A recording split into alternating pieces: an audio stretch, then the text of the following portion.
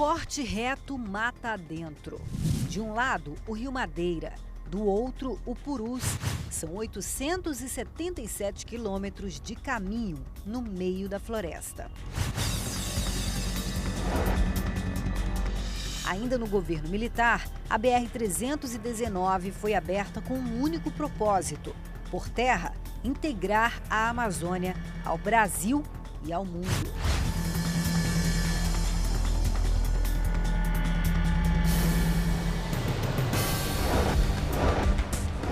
Entenda a dimensão da 319. De Manaus, a estrada dá acesso a pelo menos 5 dos 10 municípios que abrange dentro do Amazonas e então leva a Porto Velho, em Rondônia.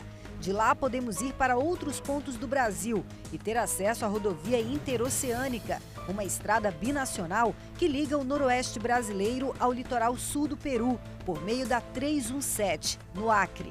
Uma ligação direta com o Oceano Pacífico. No livro de 1970, o registro.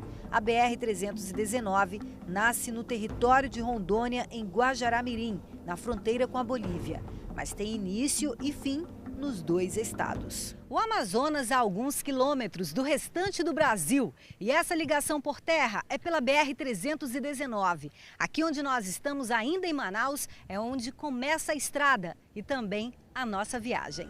Então, gente, são 5h30 da manhã, a equipe já preparou tudo aqui, os carros estão preparados, os equipamentos, o nosso cinegrafista Alexandre Pereira, o nosso auxiliar Paulo Frazão, ali o sargento Danilo Ramon e também o sargento S. Ferreira, o pessoal do Exército está dando apoio para a gente nessa aventura, nessa viagem pela BR-319. E agora, então, a gente vai seguir. Vamos lá.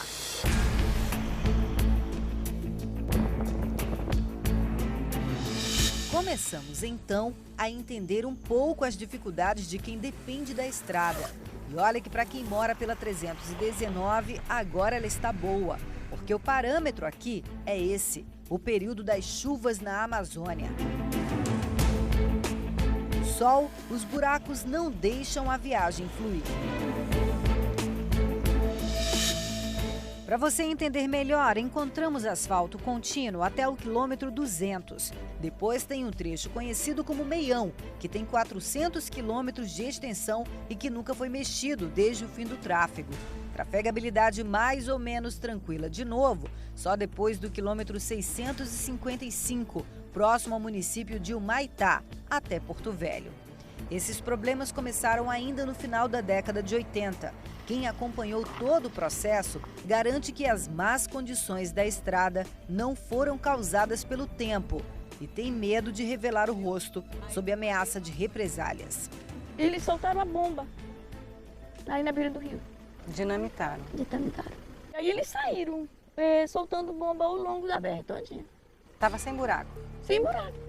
E eu, quando vi eles rasgando, eu falei...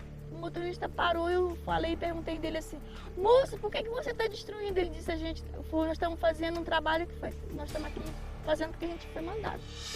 Esta moradora tem quase 40 anos na estrada e se emociona toda vez que lembra tudo que viveu com o que ela chama de destruição da BR. A gente até se emociona porque destruíram de propósito. Tá? Com muitas famílias que saíram. Os postos de gasolina, os hotéis, as pousadas. Destruíram a estrada e a vida de muita gente. Acabou.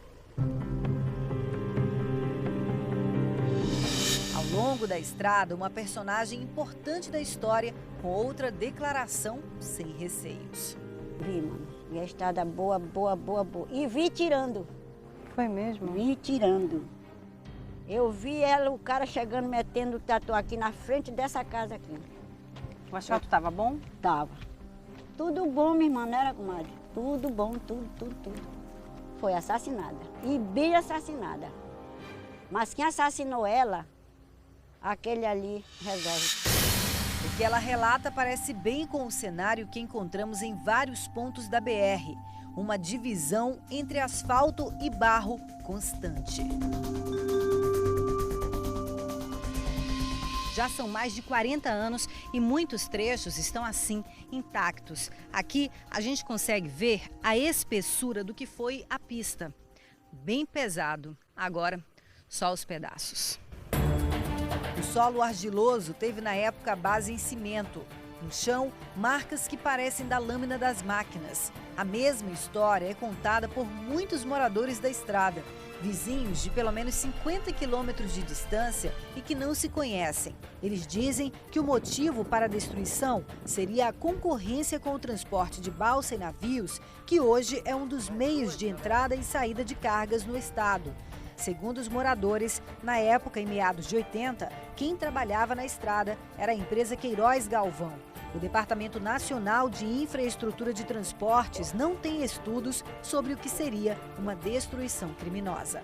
Existem moradores lá do entorno da 319 que colocam essa situação, mas que o DENIT tenha assim, uma comprovação técnica que isso existiu, realmente nós não temos. Não, né? Não. Mas no seu conhecimento, tecnicamente, seria possível fazer isso? Seria possível. Para seguir viagem, água de novo. A BR-319 é cortada por muitos riachos e muitos rios. São mais de 120 pontes ao longo da estrada. E onde elas não existem, a travessia é feita de balsa. A primeira é de Manaus para a Boca do Careiro da Várzea. E a outra é aqui, na comunidade do Igapoaçu.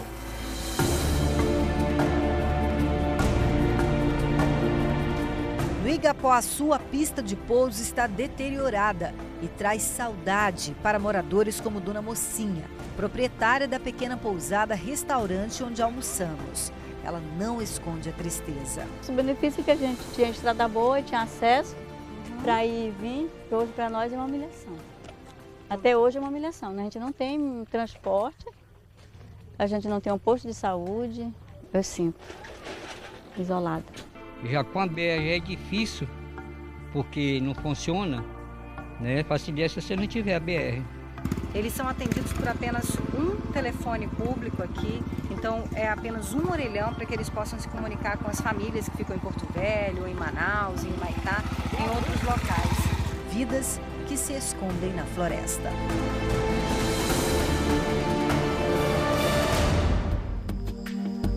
A pequena pousada ajuda na sobrevivência da única família pelos próximos 100 quilômetros. Vi que a gente veio, a estrada era um tapete, nós veio no ônibus Cascavel de lá de Curitiba para cá. A senhora acredita ainda nessa estrada? Que vai sair ou não? Bom, se tem governo, vai sair. Encarar a viagem noturna nos fez pensar como vivem as pessoas num lugar isolado e em condições precárias de acesso. Desvios frequentes na estrada. A noite pareceu perigosa. Se trafegar em alguns pontos da BR-319 durante o dia já é complicado, imagina à noite. Primeiro que aqui só está iluminado desse jeito por conta dos faróis do carro e também por causa da luz da nossa câmera. Mas se tudo for desligado, olha só como fica. E quando a gente tem um pouquinho de iluminação, a gente consegue ver, ó, as condições da estrada. Aqui um dia já foi uma pista.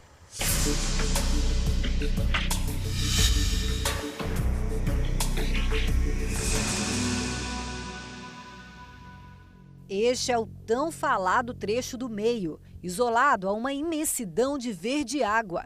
Companhia apenas das borboletas, que faziam o caminho contrário, só que sem enfrentar os buracos. E quantos! As partes de barro, nossa, tem muito buraco. A gente fica desse jeito, chacoalhando dentro do carro, tem que estar de cinto o tempo todo. E esse trecho, inclusive, é conhecido aqui pelas pessoas que trafegam, ainda assim com a estrada desse jeito, pelo trecho dos 10. Porque aqui realmente não dá para ultrapassar dos 10 ou 20 quilômetros e tem que seguir a viagem nesse ritmo. Pontes precárias. Quando não há desvios, o jeito é encarar a travessia. Aqui já dá, sargento? Dá. Tá ok, então. Já pode ir? Pode ir. O trecho, que nunca sofreu alterações para a reconstrução, só teve a intervenção da Embratel, a empresa brasileira de telecomunicações. Nesse trecho, nós fazemos recuperação de pontes, nós fazemos eliminação de atoleiros e combate a focos de queimada. Isso para garantir as condições para que os nossos técnicos possam trabalhar na manutenção preventiva e corretiva na região. Entre os buracos no barro seco, estirões de asfalto. Este asfalto aqui, por exemplo, ainda é o original e só agora, depois de tantos anos, começou a apresentar os desgastes do tempo. Aqui vimos a ponta de acesso que está sendo trabalhada para Manicoré, município do Amazonas. Também não pode ser asfaltada, porque está dentro de uma área de floresta preservada. O Amazonas tem o maior patrimônio florestal conservado do Brasil, distribuídos em mais de 1,5 milhão de quilômetros quadrados. Estudos ambientais dizem que o cenário de degradação e desmatamento aqui está associado ao acesso de estradas. Por isso, uma das regiões que mais sofrem pressão no país é a da BR-319. A socioeconomia não justifica a existência da estrada para o cientista Philip Ferside. Ele vive e estuda a Amazônia há 40 anos.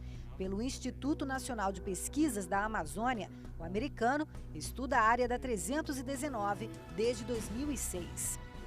A estrada realmente não deve existir. Se for existir, esse tem enormes impactos. Temos uma simulação do desmatamento lá e também outro em Roraima, porque ligando Manaus com o arco de desmatamento, vem os atores, desmatadores. Em 10 anos, mais de 80 milhões de reais já foram gastos com estudos ambientais para a possibilidade da obra.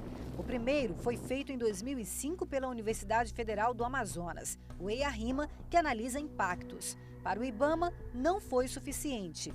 E então, um consórcio de empresas foi contratado pelo DENIT para outro estudo, que também teve que ser parado no fim do ano passado, porque o IBAMA apresentou novas referências que exigiriam novos investimentos. E então o Tribunal de Contas da União questionou. Mas o que será realmente necessário para a liberação da obra? Basicamente, o IBAMA está esperando que o estudo venha a ser produzido, venha a ser entregue, encaminhado, protocolado no Instituto, para que a gente possa dar início à análise. Não tem outra medida que a gente possa adotar nesse momento. E novas barreiras surgem sempre. A FUNAI também questionou a existência de povos indígenas na área.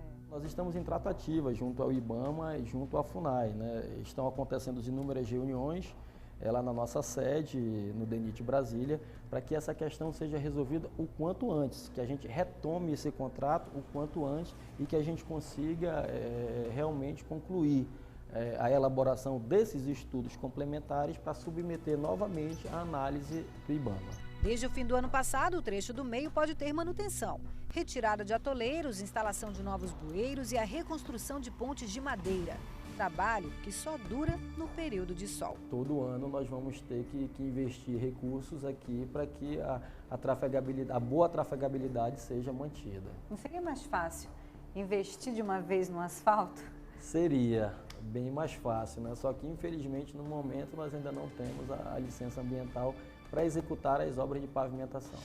Por causa da preocupação com a degradação e o desmatamento, foi necessário criar unidades de conservação na BR-319. Ao todo, são 28, 11 federais, 9 estaduais do Amazonas e 8 do estado de Rondônia. O projeto foi concluído ano passado. Terezinha Frache esteve no primeiro estudo e no plano de gestão das unidades. Um reordenamento de 11 milhões de hectares. A ambientalista é a favor da estrutura para a vida na estrada. Há possibilidade de maiores impactos, mas nós temos que pensar como construir, como revitalizar uma estrada, um território com o menor impacto possível. Porque dizer que também que a ferrovia não vai causar impacto, isso é irreal. Dizer que uma balsa não vai causar impacto, isto é irreal. A realidade é uma só. Existem pessoas, existe a natureza. Nós devemos fazer uma simbiose entre a sociedade, a natureza e as pessoas.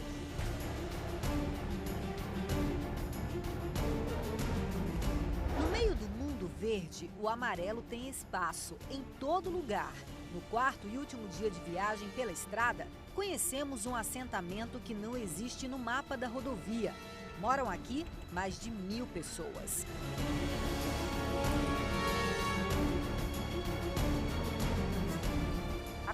Grande ainda é no Amazonas, mas está mais perto do estado de Rondônia, que daqui fica a cerca de 300 quilômetros. O nome é Realidade, mas no momento, realidade por aqui, só mesmo a poeira e o sonho de muitos moradores de poder ver de novo a BR-319 assim, asfaltada. Quem mora pela BR tem pleno esclarecimento da sua importância. Para a vida rural, faz diferença. Tudo que nós tínhamos, nós vendia aqui. É mesmo? Plantemos, vendia banana, vendia abacaxi, vendia macaxeira, vendia tudo. Era caminhão de laranja para Manaus, caminhão de abacaxi, caminhão de verdura, caminhão de boi, caminhão de cavalo, caminhão de galinha. Tudo aqui nessa BR. Mas para a vida na indústria e comércio da região também. Manaus é hoje o terceiro maior centro movimentador de cargas aéreas, atrás apenas de São Paulo e Rio de Janeiro. Mas no Amazonas, rios são estradas, por onde há um enorme volume de cargas. Empregos e faturamento na Zona Franca de Manaus poderiam ser maiores com a redução de custos com transporte. Cada container de 40 toneladas vindos via navegação, por exemplo, chega a custar quase R$5 mil. Para os empresários da capital do Amazonas, injusto pagar mais caro e ter apenas 2 modais de transporte. Hoje nós estamos ligados só por 2 possibilidades, esse cabotagem, o rodofluvial ou aéreo.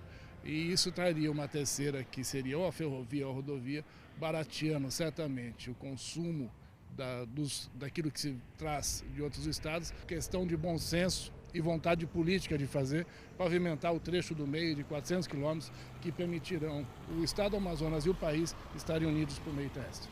E se o asfaltamento acontecer, a obra certamente será cara, mas manter a pista nem tanto quanto se imagina. Nós estimamos aí uns valores referenciais de mais ou menos 2 milhões por quilômetro para executar as obras de pavimentação nesse trecho do meio. Para fazer a pavimentação, né? Isso. Mas e para manter depois de asfaltado? Para manter, nós estimamos aí um valor entre 50 e 80 mil reais por quilômetro por ano para manter os serviços de manutenção. É o preço médio no Brasil ou não? É o preço referencial.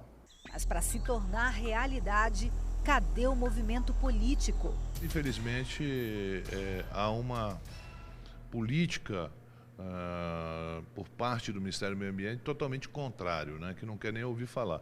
Sendo assim, é muito complicado, mas a gente vai continuar lutando, não dá para a gente esmorecer nesse momento.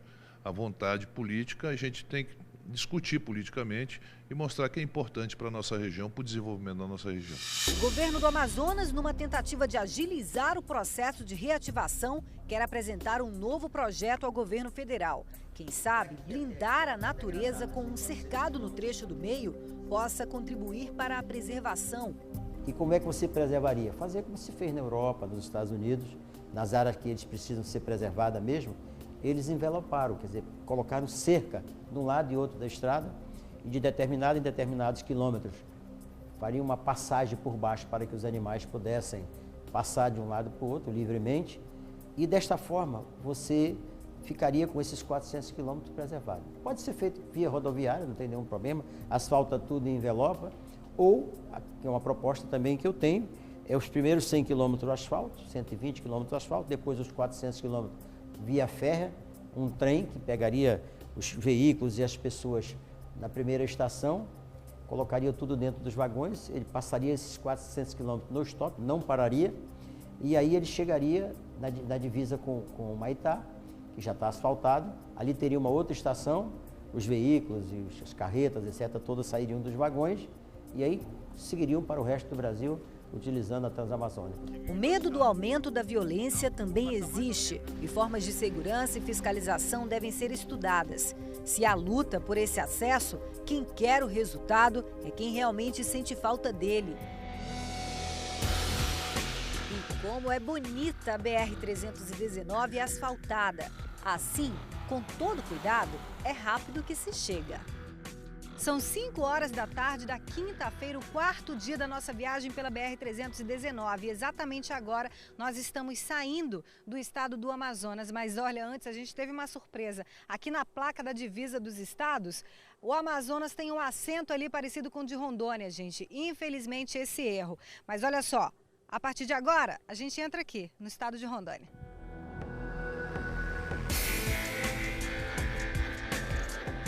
Se manifesta a favor dessa recuperação.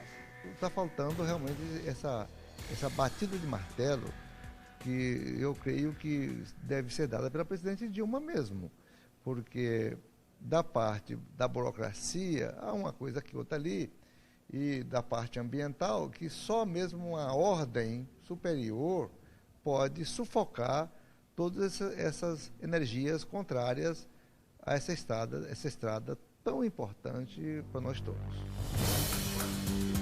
O senador rondoniense que participou de audiência que ajudou na concretização das obras que hoje acontecem no trecho do meio, acredita na reabertura. As empresas têm 4 frentes de trabalho nesse momento, que estão trabalhando agora a todo vapor, porque nós estamos em plena seca na região, para ver se nós conseguimos a reabertura dessa BR ainda esse ano. É exatamente neste ponto, dentro de Porto Velho, que termina a BR-319, no bairro do Roque, e começa a BR-364. A partir daqui, é possível estar em horas ou dias em qualquer outro ponto do Brasil. Cuiabá, Goiânia, Brasília, Prudente, Campo Grande, Maringá, Prudente, vai sair Andorinha. Vidas diferentes, em lugares diferentes. Em comum, a esperança. A BR-319 pronta para ir e vir de novo. Para a economia, para o meio ambiente, a rodovia ainda é um desafio. Mas são quilômetros no meio da floresta que deixam Manaus mais perto e fazem da Amazônia um pouco mais brasileira.